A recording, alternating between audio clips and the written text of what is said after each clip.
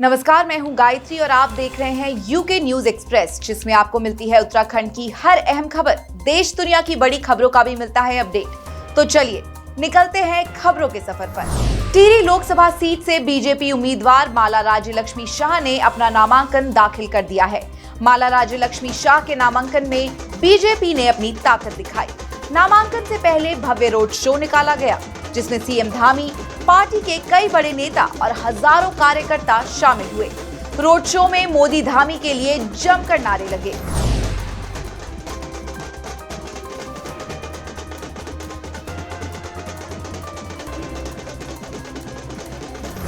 Tehri Lok Sabha seat पर BJP की माला राज्य लक्ष्मी शाह के खिलाफ चुनाव लड़ रहे कांग्रेस के जोत सिंह गुनसोला ने भी नामांकन दाखिल कर दिया है।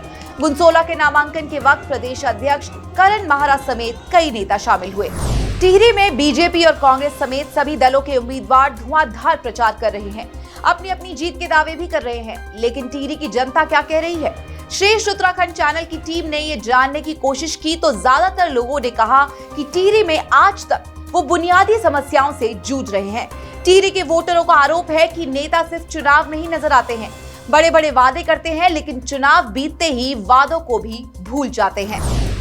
यहाँ पे गढ़वाल में दुर्भाग्य इन हाई प्रोफाइल नेताओं का, ये हमारे क्षेत्र में, हमारे मुख्यालय में, हमारे उत्तराखंड में ये दिखते नहीं। चुनाव के टाइम में ये लोग दिखते हैं, अदरवाइज ये देहरादून, ये दिल्ली वहीं रहते हैं।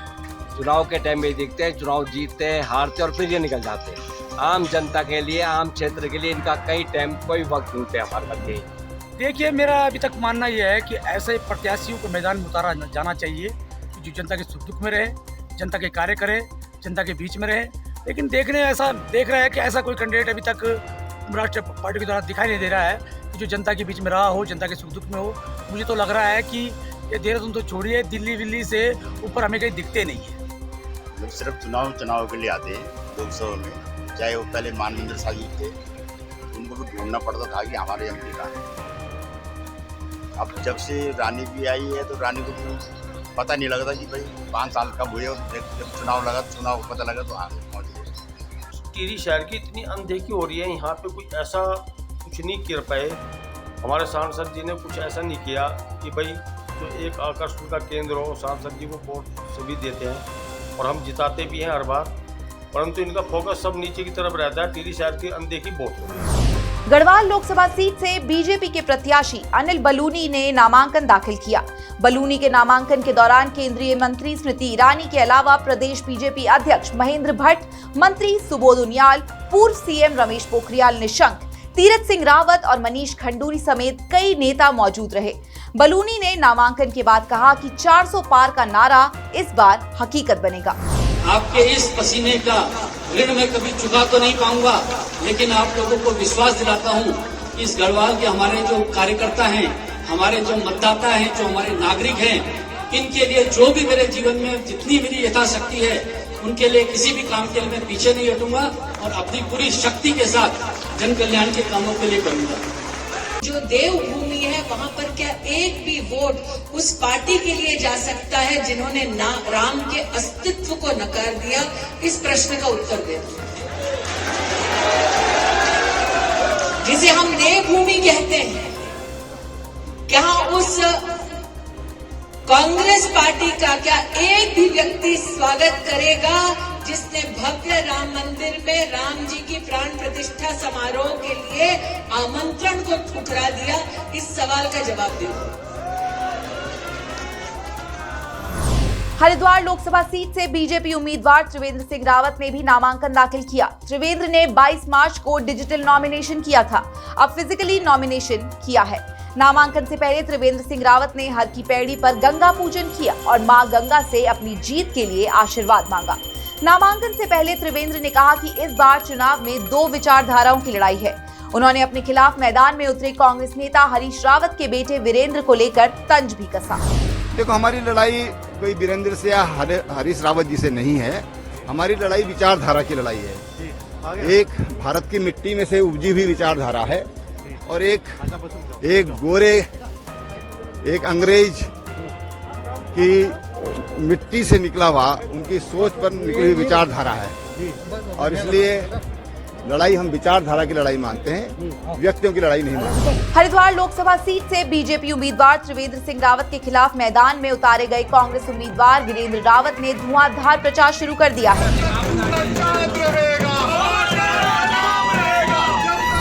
वीरेंद्र ने अपने पिता हरीश रावत के साथ लक्सर, हरिद्वार ग्रामीण और हरिद्वार विधानसभा के साथ साथ ऋषिकेश का दौरा कर कार्यकर्ताओं से मुलाकात की। हरिद्वार ग्रामीण में अपने कार्यालय का उद्घाटन किया और ऋषिकेश में गंगा पूजन भी किया। वीरेंद्र रावत दावा कर रहे हैं कि हरिद्वार की जनता उन्हें ही जिताएगी, जबकि हरीश रावत वीरेंद्र को टिकट मिलने के बाद बीजेपी के परिवारवाद वाले हमलों का जवाब दे रहे हैं। देखिए, दावा करने वाले उधर बैठे हैं, हकीकत के और जमीनी लोग यहाँ हैं और निश्चित रूप से हमारी जीत होगी। कांग्रेस हाईकमान ने और कांग्रेस के नेतागणों ने एक कांग्रेस कार्यकर्ता पर विश्वास जताया है। 1996 में दयाल सिंह डिग्री कॉलेज का दिल्ली में अध्यक्ष बना था। NSY में दिल्ली में शानदार काम किया। उसके बाद यहाँ युवक कांग्रेस, सेवा दल और आज प्रदेश कांग्रेस कमेटी का उपाध्यक्ष है। बता दें कि पहले हरीश रावत के ही हरिद्वार सीट से उतरने की खबरें थी, पर आखिरी वक्त पर कांग्रेस ने वीरेंद्र रावत को यहां से उम्मीदवार बना दिया। हरीश अपने बेटे वीरेंद्र के लिए ही टिकट मांग रहे थे। वीरेंद्र 27 मार्च को नामांकन दाखिल करेंगे, जो नामांकन प्रक्रिया की आखिरी तारीख है। नैनीताल उधम सिंह नगर लोकसभा सीट से कांग्रेस के प्रत्याशी प्रकाश जोशी ने बड़ा दावा किया है। प्रकाश जोशी ने कहा है कि वो बीजेपी के अजय भट्ट का विजय रथ इस बार रोक देंगे। अजय भट्ट नैनीताल से मौजूदा सांसद है और बीजेपी ने इस बार भी उन्हें ही मैदान में उतारा है। कांग्रेस उम्मीदवार प्रकाश जोशी अपने विरोधी उम्मीदवार अजय भट्ट पर ताबड़तोड़ हमला बोल रहे हैं। देखिए, मैं यही तो सबसे बड़ी हमारे लिए एक मौका है। जनता के सामने सबसे बड़ा सवाल ये है कि भारतीय जनता पार्टी के प्रत्याशी केंद्र मंत्री हैं, 5 साल सांसद रहे इसलिए केंद्र मंत्री हैं, राज्य में उनकी सरकार है, केंद्र में उनकी सरकार है। वहाँ से कुछ काम करवाने की बजाय आप देखिए कि उनको जो मिली हुई सांसद निधि थी उसका भी 40% से ऊपर नहीं खर्च कर पाए, तो वो कैसे बाकी जो विकास के काम उनको कैसे करेंगे, क्योंकि उनके पास कोई विज़न नहीं था। आपके पास पैसा हो और आप उसे खर्च न कर पाओ जेब में पैसे, इसका मतलब आपको ये नहीं पता कि आपको कहाँ खर्च करना है। आपके पास कोई नीति नहीं है, कोई योजना नहीं है। उत्तराखंड में बीएसपी को फिर तगड़ा झटका लगा है। 4 दिन पहले ही बीएसपी ज्वाइन करने वाली भावना पांडे ने अचानक पार्टी छोड़ दी है। बताया जा रहा है कि होली के मौके पर भावना हरिद्वार सीट से बीजेपी प्रत्याशी त्रिवेंद्र सिंह रावत से मिली और उसके बाद अचानक उन्होंने बीएसपी का साथ छोड़ दिया।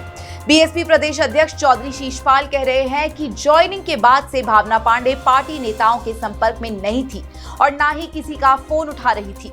शीशपाल के मुताबिक उनके पास नेताओं की कमी नहीं है।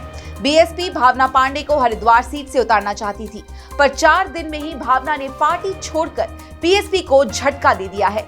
खबर है कि भावना जल्दी बीजेपी में शामिल हो सकती है। लखनऊ से देहरादून के लिए दौड़ने लगी है नई वंदे भारत एक्सप्रेस। मंगलवार सुबह 5:15 बजे लखनऊ से ये ट्रेन देहरादून के लिए रवाना हुई। 12 मार्च को प्रधानमंत्री नरेंद्र मोदी ने अहमदाबाद से एक कार्यक्रम के दौरान 10 वंदे भारत एक्सप्रेस का वर्चुअली उद्घाटन किया था। इनमें से एक लखनऊ देहरादून वंदे भारत एक्सप्रेस भी थी। लखनऊ से देहरादून के बीच इस ट्रेन के शुरू हो जाने से इस रूट पर पर्यटकों के साथ साथ दूसरे लोगों को भी काफी सहूलियत हो गई है। विमान जैसी सुविधा के साथ यात्रियों को कम समय में पहुंचाने वाली वंदे भारत एक्सप्रेस भारत की पहली सेमी हाई स्पीड स्वदेशी ट्रेन है। चमोली जिले में सेना के अधिकारी से ठगी करने वाले एक शातिर ठग को केरल से किया है गिरफ्तार। मामला पिछले साल का है। जोशीमठ में सेना में तैनात कैप्टन सक्षम कक्कड़ को 16 अगस्त 2023 को एक फोन आया, जिसमें फोन करने वाले शख्स ने कहा कि एक हादसे वाली गाड़ी में आपका ड्राइविंग लाइसेंस मिला है। वेरिफिकेशन के नाम पर उसने सेना के अधिकारी से ओटीपी मांगा। जैसे ही उसे ओटीपी मिला, उसने अधिकारी के खाते से 90 हजार करके 3 बार में 2,70,000 रुपए उड़ा दिए। पुलिस ने छानबीन शुरू की तो पता चला संबंधित बैंक खाता केरल का है। इसके बाद उत्तराखंड पुलिस की टीम केरल पहुंची और आरोपी को खोजकर गिरफ्तार कर लिया। आरोपी को ट्रांजिट रिमांड पर चमोली लाया गया है। आप लोगों के माध्यम से ये भी बताना है कि अगर किसी और को भी ऐसी कॉल आती है तो जो हमारा टोल फ्री नंबर है, टोल फ्री 1930, तो उस पर फोन करके तुरंत इसकी सूचना दें और तुरंत अगर आपके खिलाफ कोई ऐसी धोखाधड़ी होता है तो उस पर तुरंत एक्शन होता है, उस पर 1930। सीएम धामी ने अपने आवास पर जमकर खेली होली। धामी ने ढपली बजाई और होली के गीतों पर डांस भी किया।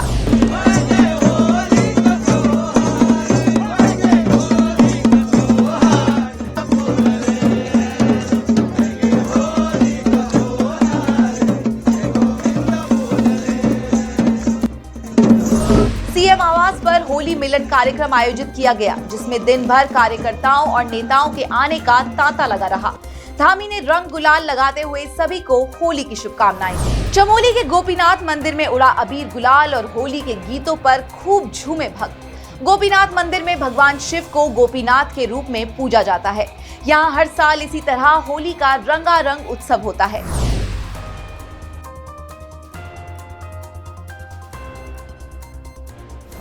गोपेश्वर के गोपीनाथ मंदिर में भक्तों ने होली खेली तो गोपेश्वर पुलिस मैदान में पुलिसकर्मियों ने एक दूसरे को रंग लगाकर होली की शुभकामनाएं दी।